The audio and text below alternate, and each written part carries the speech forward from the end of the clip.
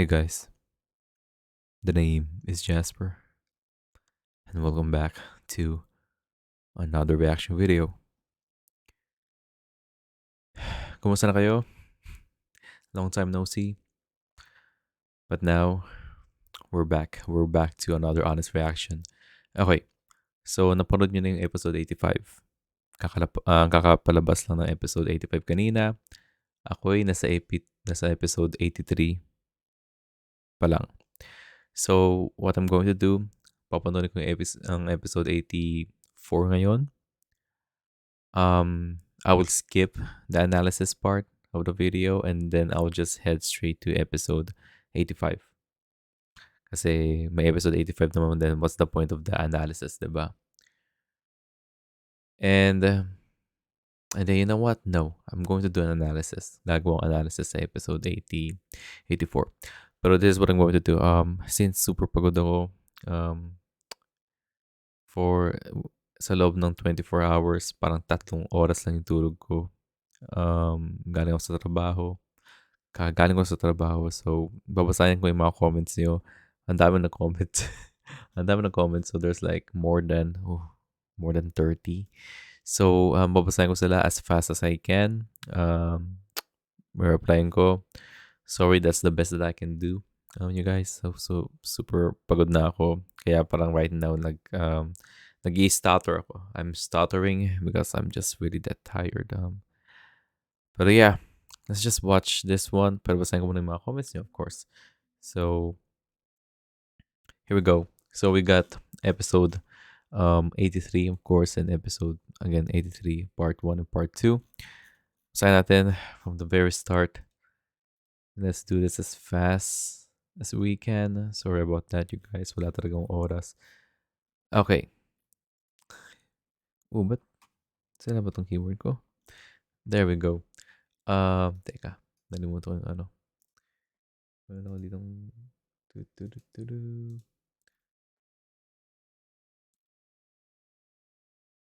Oh no, please wag mo magloko.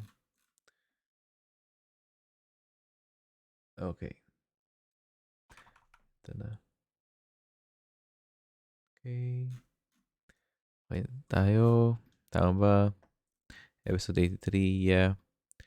Let's read this one. Episode 84. Okay. Basahin natin to. Di masyado ba madilim? O tama lang? Para aesthetic. Alright. Girl with Love XX wrote in, sinisi ang klase. So true. Yep. Talagang kailangan ko sisihin yung klase ko dahil di ko napanood ang episode 84 ng maaga. Thank you for writing that in. Kunin mo na lang wrote in, sabi na may twist ang Pilay. Grabe, saya ko nung nung si Fidel nakita ni Clay sa library. Yeah. I think yung Pilay twist is like one of the many twists that we're going to get dito sa El Filibusterismo arc. Pero again, it was theorized na si Fidel character mismo ay pwedeng he is someone from the real world kasi he doesn't exist in the novel, diba? So it was a twist that was kinda expected, pero I was still surprised. At least we already got an answer na si si Fidel nga ay isang actual na tao sa realidad ni Clay. Thank you for that in. Kunin mo na lang. Kunin mo na lang also wrote in. Tama ba 'to? 84 ba susulat? Tama, okay. Alam mo Jazz, pagkatapos ng Mikay, mami-miss ka namin. Kami ng mga followers mo sa Mikay reaction video. Thank you so much about that. Thank you so much for that. Nalulungkot ako sa pagkatapos ng story. Nalulungkot ako dahil mapuputol na rin ang ating talastasan lagi.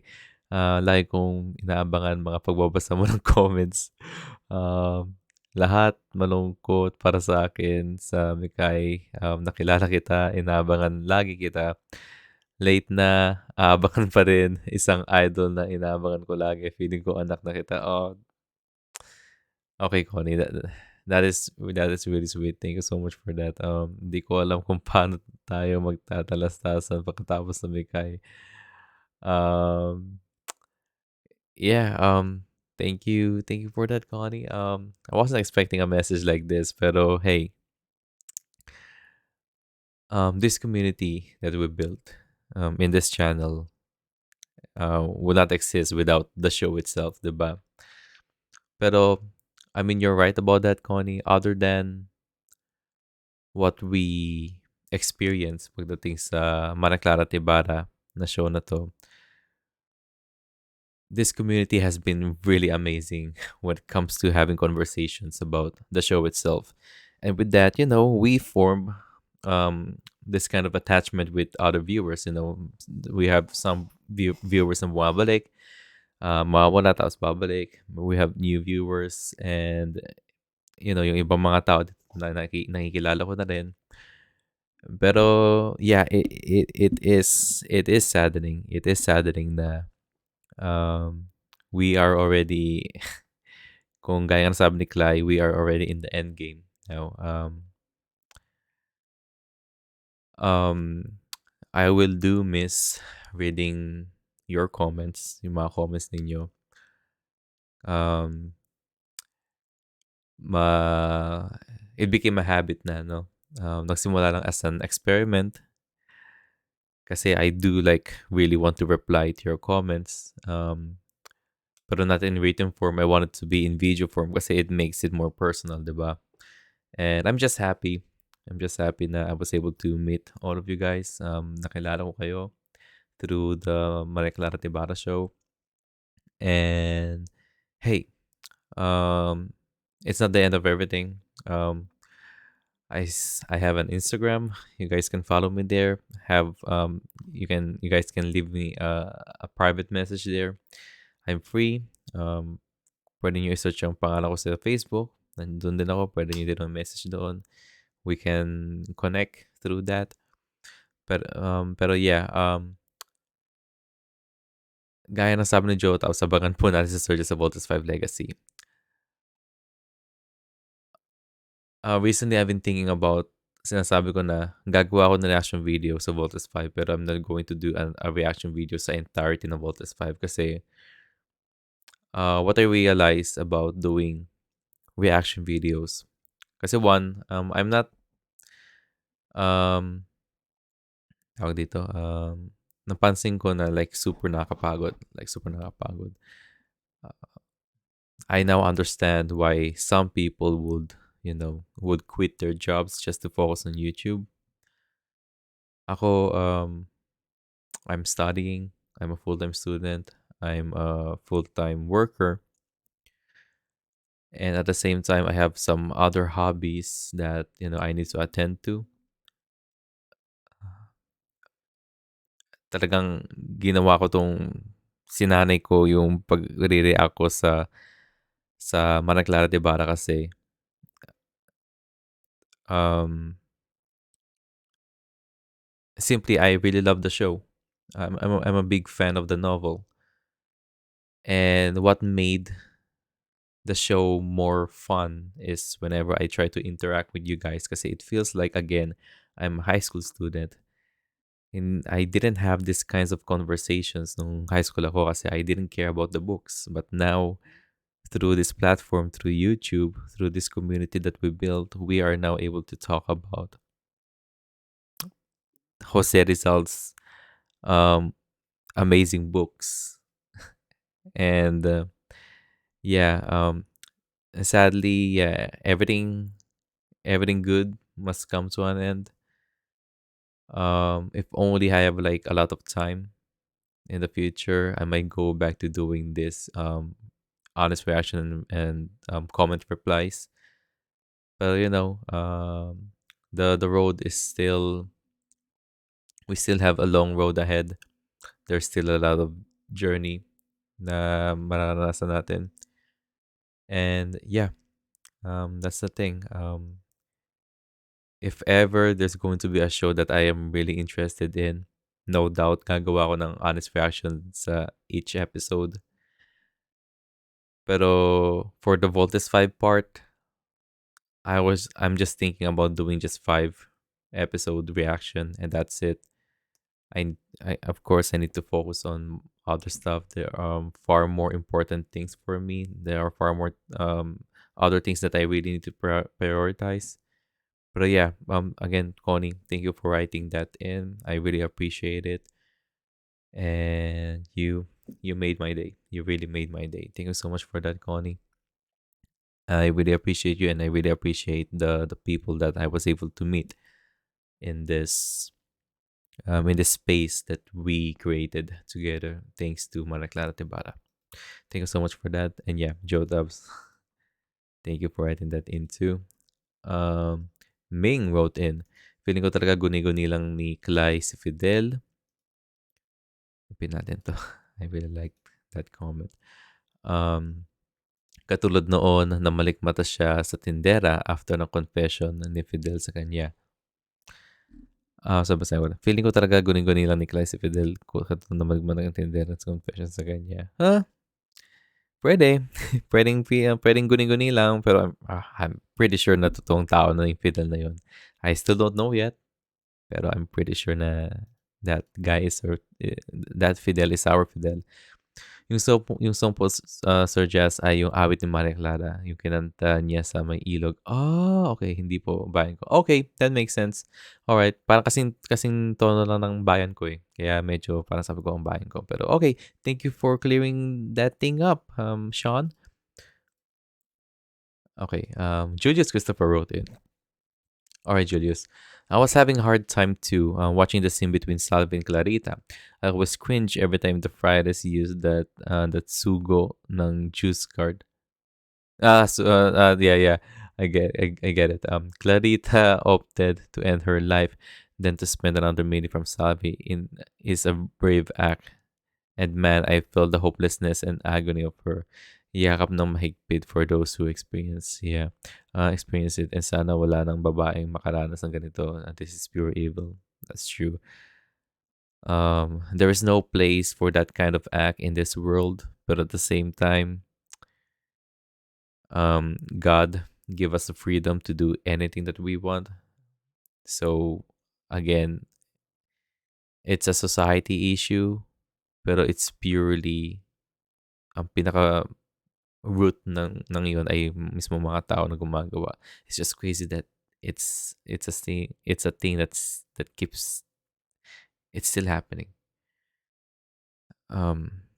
It's still happening. Those things still happen. I mean, at this moment, I think it's still happening. In someone out there, and we can't do anything about it, other than spread awareness, and hopefully, yung mga biktima, mapalalaki man o mapababae, I hope they will come out and talk about what they experience, diba?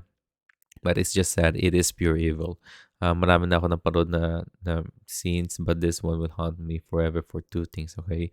It came from sugo ng Jews, which are, yeah, that's true. It's ironic. Should be wholesome and observe the highest kind of respect in all the forms of life. Yeah. The victim is Clarita. Sobrang ayoko ng pakiramdam na nangyari sa kanya, knowing that she had enough. That's true. That scene made harder to watch kasi, of course, it's yung mismong the person who initiated it is yung sugo ng juice, diba? Sugo ng juice. Tapos, yung biktima pa mismo ay si Maria Clara, in which we all love already. We love her as a character. And just like Clay, umiyak lang si Clay, tayo lang wala tayong magagawa. As she felt helpless, we also felt helpless. We simply can't help her because she's just a character from the screen, diba? She fought another height for Clara. She fought so hard, and that's good to know. That's true.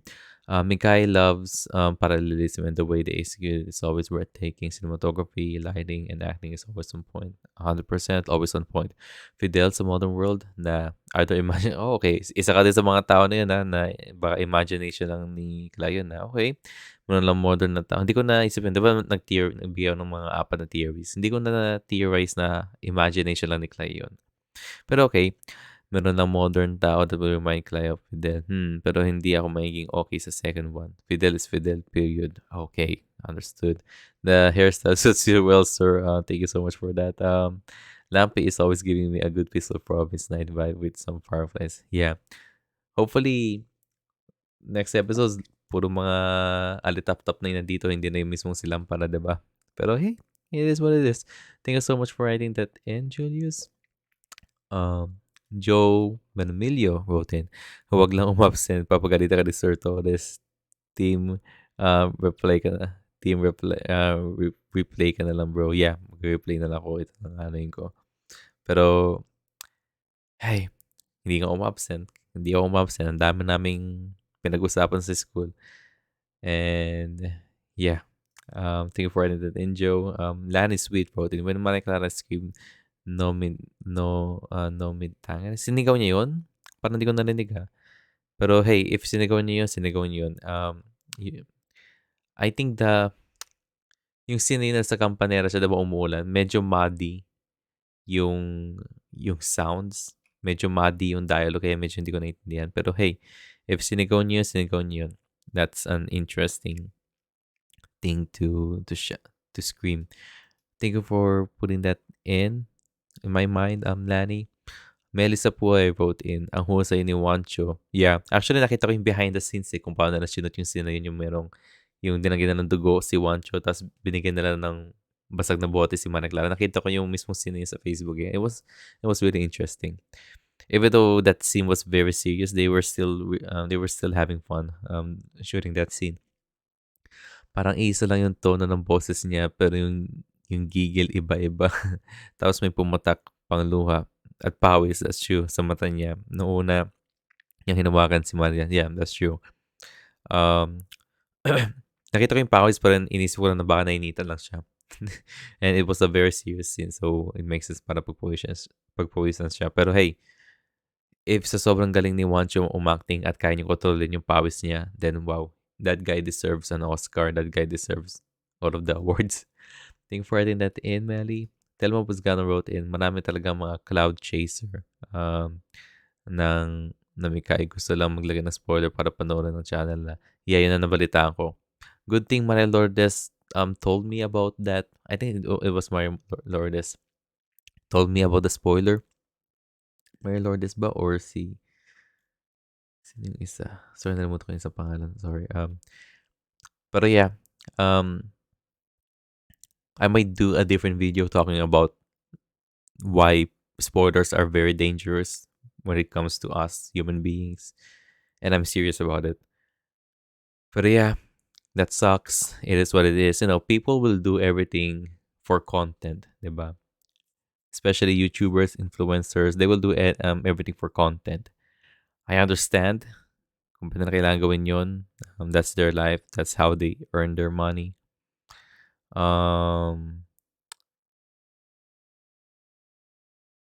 If ako'y nasa point na parang isang influencer na sikat na parang milyonaryo, gagawin ko ba yung mga ganung bagay? No, hindi ko gagawin yung mga ganun. It's just, I always think about the ethics first. Tinatry ko muna isipin yung ethics bago gumawa. Pero hey, I don't know. Money can change a person. And being a YouTuber and trying to be always on top, trying to get a ton of subscribers, it can sometimes change a person. Pero yeah, it is what it is. There are some people like that. Thank you for writing that in, Selma. Angelica Palen wrote in, halos hindi din ako makatingin sa screen while watching Padre Salvi sa masama niyang balak. Halos suntukin ko ng laptop ko sa buwisit na panot. Pero actually, ang nag-stand out sa akin sa craft nila ay si Julian at Wancho. Kasi hindi ko naman nadidinig name nila na tumatatag pagdating sa acting given na na magaling si Dennis. Pero iba din talaga si Julie at Wancho dito sa Mikay.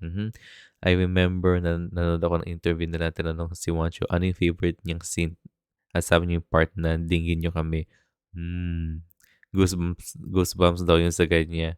Daw yun for him, na teary-eyed nga daw siya at the time. Yan, nakita ko din behind the scenes, uminom siya ng boba tea. Naging emotional daw siya kasi yung realization ng ganun kahirap at kawalang boses ng mga Pilipino noon, pinipigilan lang daw niyang Maluwa kasi tumapat yung camp sa kanya at siya pa yung sinisigawan ng mga tao. Yeah, I hate the character that he's portraying, but I admire Wancho as an actor. Kudos to all of them. Super invested na ako. Everything that you said, everything that you said, Angelica, is 100% true. And this is the thing that I'm always saying. We can hate the character, but we have to admire. We have to admire the person who is playing that character. It really is a testament to how amazing the performance the actors are doing and the actresses are doing. And yeah, if you admire Wancho, makes sense. I also admire Wancho, especially he is really dedicated to playing Padre Salvi. He really loves the Padre Salvi character that he will go out of his way and make some skits. Kung nasaan sa loob siya ng mga mall, ng SM, ng ganun-ganon, and just to make us laugh as Padre Salvi. And yeah, again, yung dingin nyo kami, one of the a very memorable moment for sure. I'm pretty sure na yung scene na yun is something that we're going to talk about in the future. And it's a big deal. It's really a big deal. Thank you so much for writing that in, Angelica. Joe Tabs wrote in, parang nakakalungkot isipin na ang Elphilibus mo, 4 weeks na lang daw. Expect na lang natin ang flow ng story ng Elphilip, parang summary version na lang ng Mikay. I'm thinking kaya 4 weeks na lang kasi I'm thinking that Clay will go into the El Filibusterismo story sa kalagitnaan na mismo ng libro. So we're not going to start from chapter 1. That's what I'm thinking. Kaya maiksi na lang. Pero hey, just like I said, I trust the writers. Sila na bahala. As long as they tell a good story, then I'm down for it. Thank you for writing that in, Joe Tabs. Rose Gargalio wrote in, ang hirap panoorin ng part ni na Maria Clara at Padre Salvi. Buti na lang nagawa pa rin lumaban si Maria Clara. Yeah, palaban si Maria Clara, that is something that is really amazing about her. That's the Maria Clara from the very early episodes din na palaban talaga siya. Heartwarming din ang part na mag-ina nakasalukuyang mundo ni Clay. Yeah, that's true. Salamat sa reaction, but kudos sa lahat. Hey, thank you to Rosa for watching the video. But kudos sa lahat ng actors and team ni Kai Galing. Yeah, they deserve all of the kudos and everything. Whenever they get nominated for an award and they do win an award, they deserve all of that. This is high quality stuff that we're watching right now, and we only got 4 weeks left, diba? Pero yeah, thank you for writing that in. Here's a good audio for Nolly's epilogue English. Oh, okay. Good, sakto. Okay, we got 12 minutes of this. Papanoorin ko na lang to after doing this reaction after doing this stuff. Pero hey, thank you so much for leaving that in, Jen. Hindi babasahin. Pakikinggan ko yun mamaya. What happened to Monica is subject to interpretation. We can imagine the worst. As for the other characters, their stories are also tragic. That's true. It is tragic.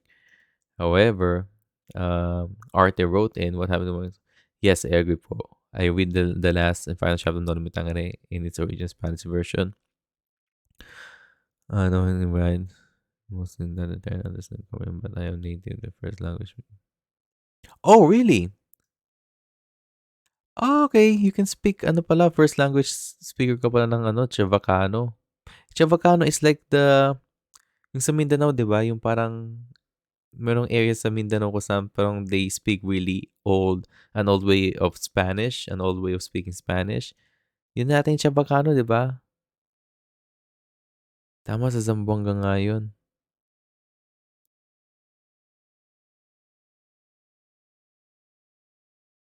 Hey, man, it is indeed open to interpret subject interpretation imaginings.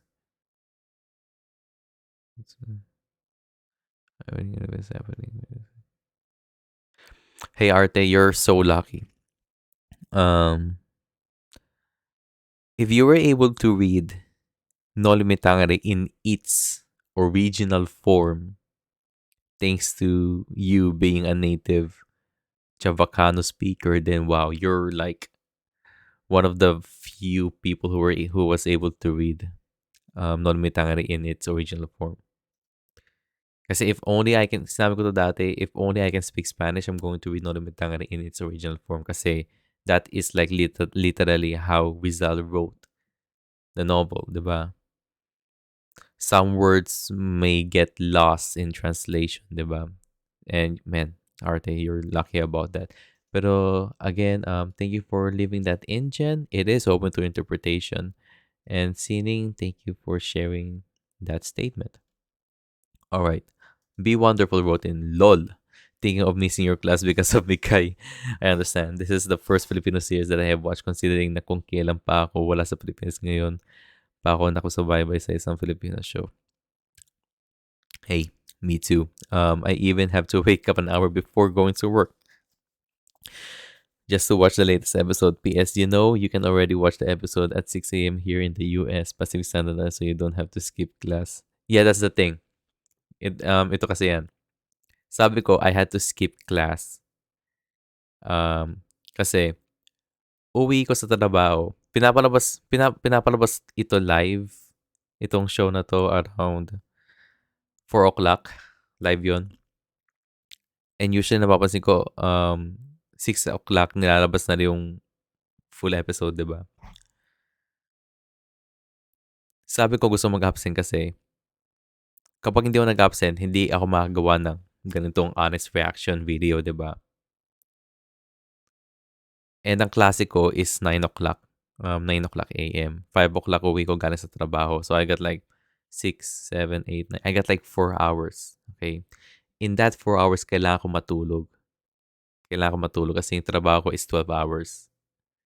So, it's kailangan ko ng time management. I need proper time management para mapanood. I need to make some sacrifices para mapanood ko tong show na to at ma-record ko yung honest reaction ko. I just don't want to watch the episode ng hindi ko nire-record ang reaction ko. Kasi I mean, well, that's the point of reactions, diba? And I want my reactions to be honest. I want my reactions to be like my first experience seeing an episode. So there's that. But yeah, thank you for writing that in. Be wonderful. I didn't know na sa Amerika ka din pala. Thank you for that. 99 wrote in. Grabe yung nararamdaman ko sa Always Sin. Ang eerie, parang horror. Yung sa Always Sin, and yeah, that's true. Especially when Maria Clara was just got out from something that could have been worse, diba? But hey, I'm curious to know what will happen next. Thank you for writing that in 99. Oh, what's this? Ano to? To pay our respects to the last and final chapter of the Horse and Non-Mitangari, as Clara is also reading the kind of slightly different version of translation in this episode of Maria Clara Tibara, which is probably in Filipino national and official language. All before we're moving to the first chapter of Philippines, let us have 6 minutes to an hour tomorrow to read this entire chapter from the English and the I think epilogue. Okay, may nagsend sa akin ng video kanina eh. Searching for any accessible for free modern regional auxiliary language, former Filipino national and official language, or current Filipino national and official language. I found a version. Okay, so this is an older classical Tagalog version. And someone ordered deeper, purer. So I said I just chose to share here to you and others. It's English version. Okay. So no, everybody.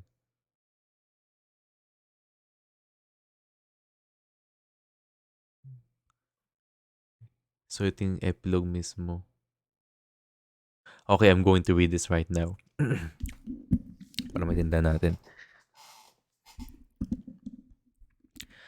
Chapter 4, Epilogue.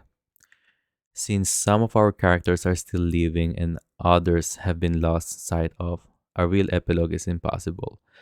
For the satisfaction of the groundlings, we should gladly kill off all of them, beginning with Padre Salvi and ending with Doña Victorina. But this is not possible.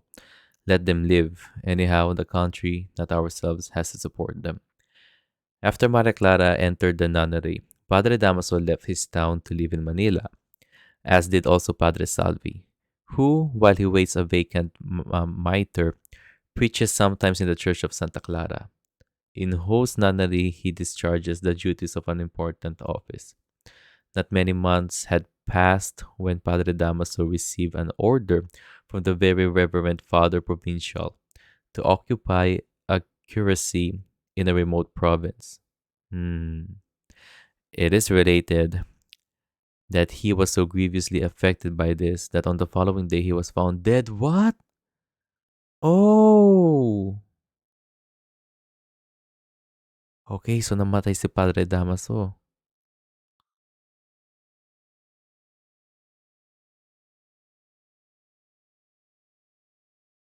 Some said that he had died of an apoplectic stroke, others of a nightmare, but this physician dissipated all doubts by declaring that he had died suddenly.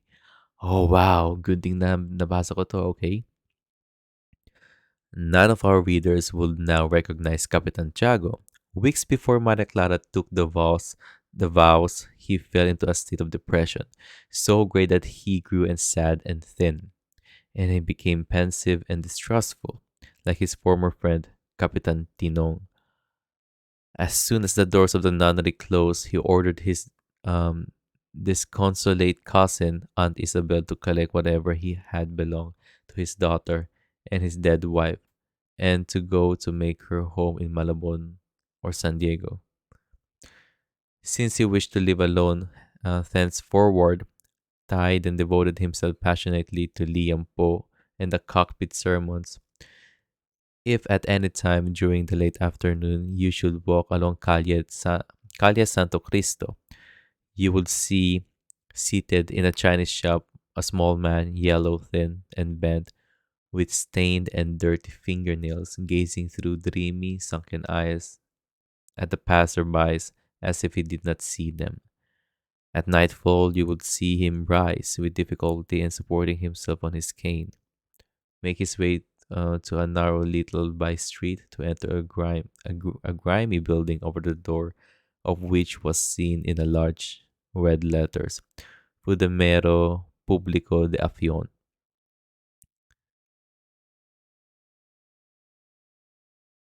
Oh man, ang haba nito. Okay, babasahin ko mabilis.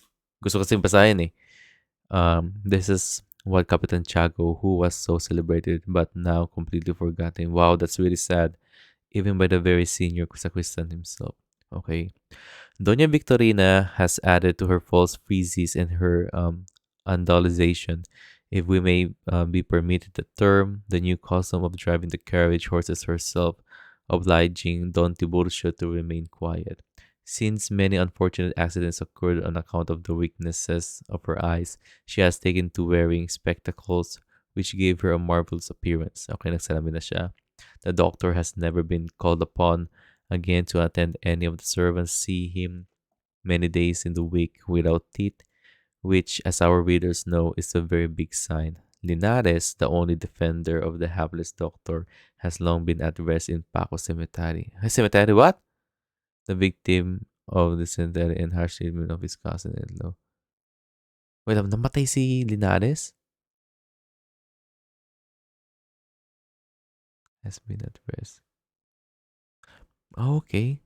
Kung tama pa kayo namatay si Linares na, okay. The victorious Alvarez returned to Spain, a major, um, leaving the amiable spouse in her flannel camisa, the color on which is now indescribable. The poor Ariadne, finding herself thus abandoned, and devoted herself, as did the daughter of Minos, to the cult of Bacchus and the cultivation of tobacco. She drinks and smokes with such fury that now not only the girls but even the old women and little children fear her. Mhm. Probably our acquaintance of the town of San Diego are still alive if they did not perish in the explosion of the steamer Lipa, which was making a trip to the province, since no one bothered himself to learn who the unfortunates were that perished in that catastrophe, or to whom belonged the legs and arms left neglected on Convalences Island and the banks of the river. We have no idea whether an acquaintance of our readers was among them or not. Along with the government and the press at the time, we are satisfied with the information of the only friar who was on the streamer was saved, and we do not ask for more. The principal thing for us is the existence of the virtuous priest which reigns in the Philippines. May God conserve for the good of the souls. Okay, continuation. Of Mana Clara, nothing more is known except that is the sepulchre seemed to guard her in its bosom. We have asked several persons of great influence in the holy nunnery of Santa Clara, but no one has been willing to tell us a single word. Not even the talkative devotees which received the famous fried chicken livers and even famous sauce known as to that of the nuns prepared by the intelligent cook of the Virgin of the Lord. Nevertheless, on the night in September, the hurricane raged over Manila. Oh my God, ito na. Lashing the building with its gigantic wings. The thunder crashed continuously. Lightning flashes momentarily revealing the havoc wrought by the blast and threw the inhabitants into wild terror. The rain fell in torrents. Each flash of the forked lightning showed a piece of roofing or window blind flying through the air to fall with a horrible crash.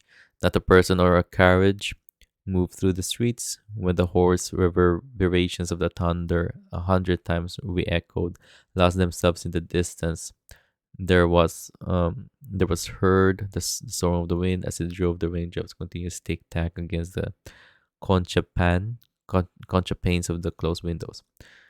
Two patrolmen sheltered themselves under the heaps of ito yung sa episode 2, episode 1, building near the nunnery. One a private and the others distinction. What's the use of our staying here? Said the private. No one is moving about the streets. We ought to get into a house. My querida lives in Calle Arzobispo. From here over there is quite a distance and we'll get wet, answered the disguido. What does the matter? Just so the lightning doesn't strike us. Bah, don't worry. The nuns surely have a lightning rod to protect them. Yes, observed the private, but of what use it is when the night is so dark? Naku, sus Joseph, exclaimed the private, crossing himself and catching hold of his companion. Let's get away from here. What happened? Come, come away from here, he repeated with his teeth rattling from fear. What have you seen? A spectre, he murmured, trembling with fright. A spectre? On the roof there, it must be a nun who practices magic during the night. The Guindio thrust his head out to look, and just a flash of lightning furrowed the heavens with the veins of fire and sent a horrible crash earthwards. Jesus! He exclaimed, also crossing himself. In the brilliant glare of the celestial light, he had seen a white figure standing almost on the ridge of the roof, with arms and face towards the sky, praying to it. The heavens responded with lightning and thunderbolts. As he said this, he looked upward to stare into the darkness. At the moment, a prolonged streak of lightning flashed, followed by a terrific roar. As the sound of the thunder rolled away, a sad plaint was heard. That's not the wind, it's a spectre, murmured the private, as if the response to the pressure of his companion's hand. Aye, aye, come through the air, rising above the noise of the rain, nor could the whistling wind drown the sweet and mournful voice charged with affliction. Again, the lightning flashed with dazzling intensity. No, it's not a spectre, exclaimed the distinguished one. I've seen her before. She's beautiful like the Virgin. Like the Virgin. Let's get away from here and report it. The private did not wait for him to repeat the invitation and both disappeared. Who was moaning in the middle of the night in spite of the wind and rainstorm? Who was the timid maiden, the bride of Christ, who defied the unchained elements and whose such a fearful night under the open sky to breathe forth from the perilous a height her complaints to God? Had the Lord abandoned his altar in the nunnery so that he no longer heard her supplications? Did its arches perhaps prevent the longings of the soul from rising up to the throne of the merciful? The tempest raged furiously nearly the whole night, nor did a single star shine through the darkness. The despairing plains continued to mingle with the soughing of the wind, but they found nature and man alike deaf. God had ridden himself and heard not.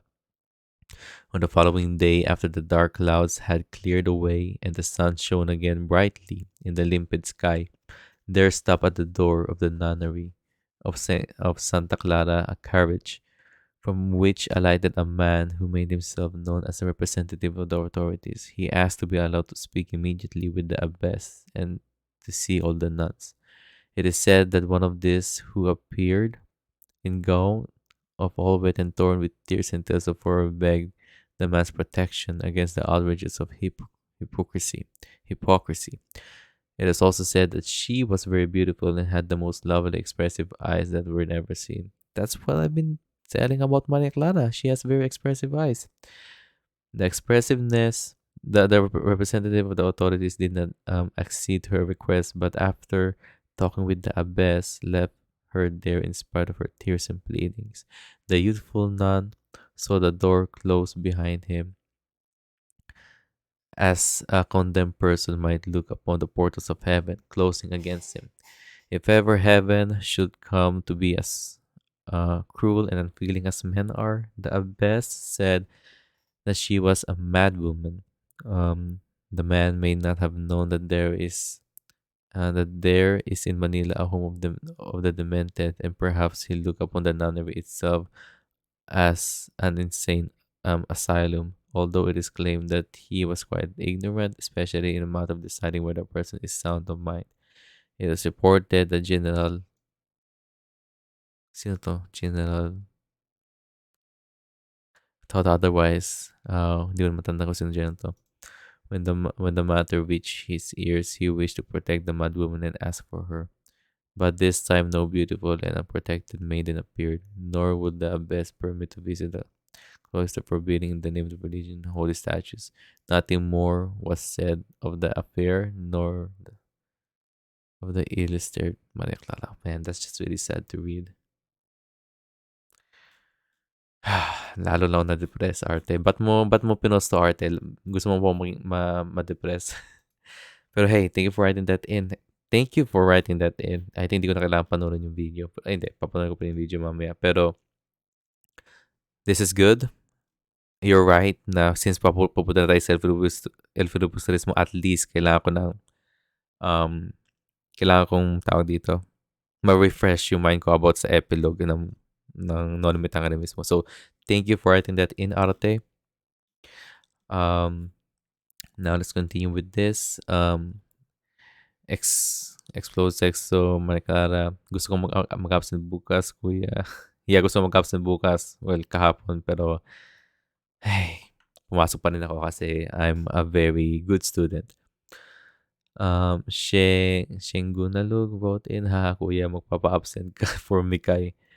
Yeah, magpapa-absent ako pero di natuloy kasi mas malaga sa akin yung school.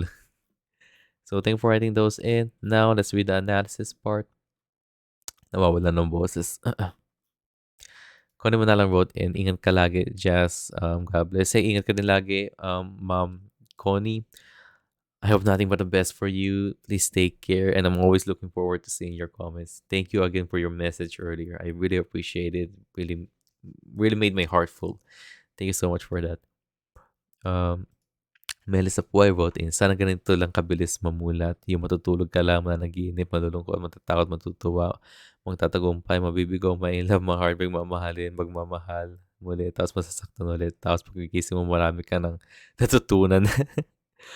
Sana within 24 hours, mulat ka na. Hi, sure. Hey, sana whenever I'm trying to review for an exam, kailangan ko din makatulog. Pagkagising ko, kabisado ko na lahat ng kailangan kong i-review, diba? Sana ganun din sa buhay. Nauna na si Fidel sa listahan ng hinahanap-hanap ni Clay. That's true. Kaso sabi ni Fidel na nakapag-aral siya ng abogasya. So, in-assume ko na law student siya. Parang nursing student si Fidel sa library. So, mas sobrang na-miss lang ni Clay si Fidel. Baka. Other people said na illusion lang yon. Ako sa tingin ko, he's the real deal. Thank you for writing in, Melly. Melly also wrote in, wait lang, wag lang mag-transform si Fidel into Professor Torres. Ang weird ng theory na yun, sa totoo lang. Like, the first time I heard about it, I was like, Talaga? May theory na gano'n na si Professor Torres ay si Fidel? Like, why? Eh, that's just weird. Ayaw kong isipin yun. Don't worry, may nakita akong post sa GMA Pinoy TV YouTube. Sabi ni Ma'am Suzette, tanggalin yun ang theory na si Sir Torres na kinakalimutan ako. That's funny. Yeah. Yeah, ang weird nga eh. Ang weird ng theory niya. That's the weirdest theory na narinig ko ever since na nabuo yung theory na yun. Possible na imagination lang ni Clay si Fidel pero sana hindi. Nope, hindi yun. Imposible. Kaya ko mag-imagination yun. Hannah Christine Torres wrote in, feeling ko mamatay din si Mana Clara and Ibarra dahil yun talaga ang nangyari. Di nila nabago yun pero pwede nila dugtungan na nakita sila sa kabilang buhay at doon na sila maging masaya sa pareho. Pwede. They can do that. That will be like, I think, not only you're trying to follow the source material pero at the same time you're giving respect on what both of these people built sa relationship nila, diba? I'm down for that. Really down for that. That's a nice idea, Hannah. Be Wonderful wrote in my theory, na malikmata lang si Clyde na nakita sa Fidel. This happened before in a different episode. Yeah. Pero I hope it's not the case. I hope it's not the case. Maria Lourdes wrote in, tungkol sa nangyari kay Maria Clara, yun nga daw, it was implied lang na pagsasamantala sa kanya ni Padre Salvi. Pero kung iisipin din, wala namang ibang pinagnasan si Padre Salvi kundi si Maria Clara lang. Yeah. Kung tutusin, you're right. At dahil nasa same convent sila, mas malaki yung chance na magagawa talaga ni Padre Salvi yung sa kanya. Yeah. I think the stars aligned. The worst stars aligned and that's exactly what happened. Para madali lang sa kanya ma-corner at may i-isolate si Maria Clara doon in which we did see. Nakapalingabot nga lang lalo na the way na pinakita ng series na to yung mga taong tulad ni Padre Salvi na very proud na tawagin na kanya sugo ng Diyos. Pero kabaligtaran naman ay nagawa pa ng mga busos sa lugar na kinakonsider na sa tahanan ng Diyos. Very wrong, 100%. Yun ang tunay na demonyo si Padre Salvi. Tukol naman kay Fidel sa real world, pareho tayo sa na-reaction mo doon na kumakalat ng pic na naka-nursing uniform si David. Yung kapatid ko nga nagpakita sa akin ng pic. Sabi niya, diba? Taga real world talaga si Fidel. Sabi ko, malay mo naman, baka sa ibang show lang yan ni David. Yeah, yun yung sinabi ko. Natandaan mo yun Pero sa scene na yun, sa library, pareho ko muna masyadong umasa. Baka mahopya na naman ako. Kaya para sa akin, namalikmata lang si Clay. Yun din ang theory ng iba. Pero kung totoo si Fidel yun, labis talagang akong magagalak, mag-uumapaw sa saya sa aking puso dahil may chance of a happy ending. Yeah, pero kung tutusin, that might be Fidel, pero that's still going to be a different Fidel. Yung Fidel na yun, hindi niya kilala yung Clay sa mismong story na No Limit ang kanila, diba? So that's the same person at the same time that's a different character, that's a different person then kung tutusin when you think about it. They didn't share the same memories together, diba? Because that Fidel didn't interact with the Clay sa No Limit ang kanila mismo. Ma-share ko lang din, masakit ang ulo ko kanina kasi nasa meeting ako from 8:30 to 1. Around 2 p.m. nakinig ako sa reaction video mo. Pagdating doon, nasa this part about sa mga theories kay Fidel, sumasakit ulo ko. Sorry about that. Kasi nag-overthink na naman ako. Tingin ko talaga si Fidel ay memory or remnants ng isa sa mga nakapasok sa Nonomitangare. Possible like Clay, binigyan din siya ng chance na makauwi ng maaga at hindi na tapusan ang nobela pero mas pinili niya magstay. Remember yung episode na sinabihan ni Prof. Si Clay na tauhan ka din ng nobela. Yeah, yung nga. Kasi na-miss niya yung portal. Naisip ko din ahead si Fidel kay Clay. Possible na siya yung sinundan ni Clay. Kaya okay, pwede din. Kaya pwede rin susunod na papasok ni Professor Torres sa Anonymous ang si Clay na yung may kilala niya at hindi na si Fidel. Kaya pwede rin na yung susunod na ipasok ni Professor Torres si Clay na yung may kilala niya. Okay. That makes sense. Yeah. Pwedeng both kasi tauhan sila doon tapos ang role na nila mag-jowa ni friend ni Clara at Ibarra. Heist. Tama nga ito pag-overthink, ipabuya na lang natin ang kapalaran ni Fly at Clyde sa mga nightmares. Yeah, it's fun to think about theories, pero when you try to overthink about theories, then that's very unhealthy. I would just rather see what's going to happen next than just keep on theorizing on what's going to happen, diba? But yeah, I agree with you, Mario Lourdes. It's funny that we share the same sentiments. Joe Tabs wrote in, para sa akin doon sa real world, fidel talaga itsura niya. Of course, si David yon. Pero ang pangalan niya, obviously, hindi Fidel. Yeah, yun din sa tingin ko. I just don't know how to call the other guy, pero I'm just going to call him Fidel. Bala sa real world, posibleng siya magiging partner at Babe ni Clay. Possible. Yeah. I mean, it makes sense, diba? Pero we'll see. I don't know if this is true or not. Okay, Arte wrote in. I don't know if this is true or not or whatnot else, but according to Nolo Mitangana Wiki, what Capitan Tiago served and Father Damaso ate. Okay, Monocla's fit of insanity at the end of the novel is based on the real life incident in 1883. Okay. Involving Sir Pepita Estrada, a nun at the Santa Clara convent. The story goes that she was spotted by a military officer on the roof of the convent crying for help, claiming that she was being assaulted by the convent's vicar after being helped down. Oh, wow. Oh God, that's really haunting. God, kinalibutan ako doon, ah.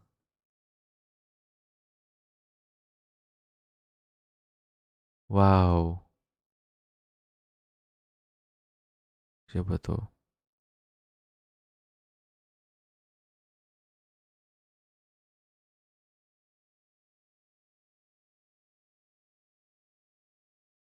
Grabe no, yung kinalibutan ako dito sa binasa mo, Arte. Pero wow, that's just really sad.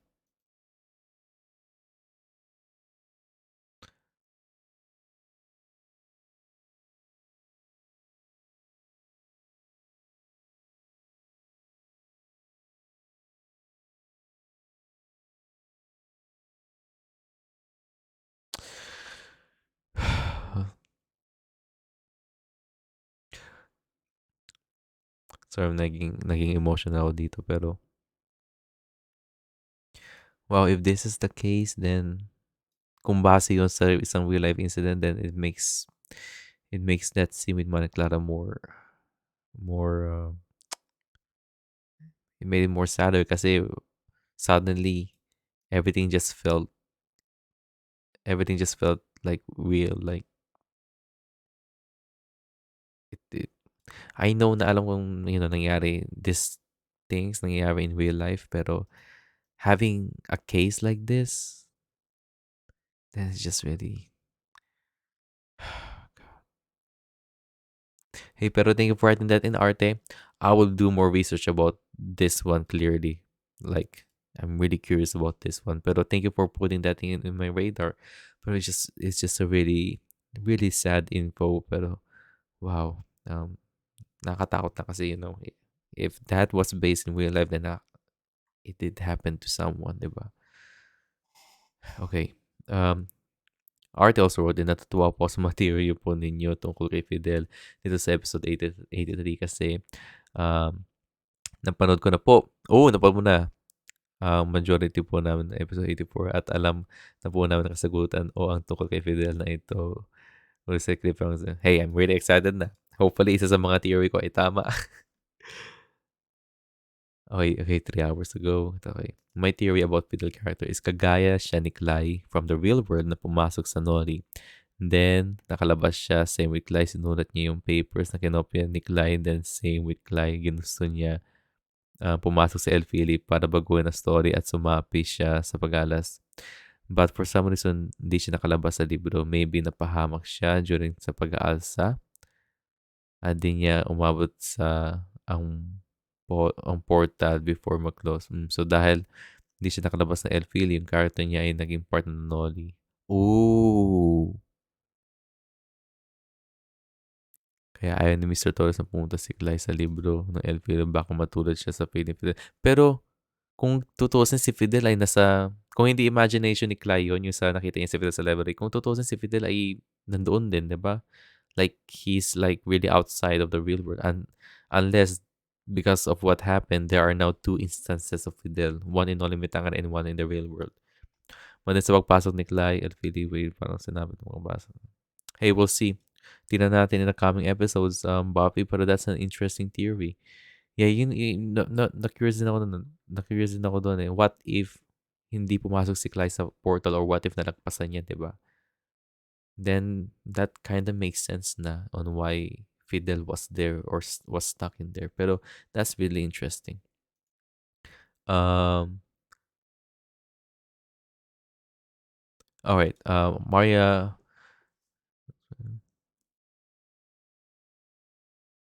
Okay, Arte wrote in, okay, Malacla's fate destiny no Mitangare is really unclear or vague as nothing more is known except for this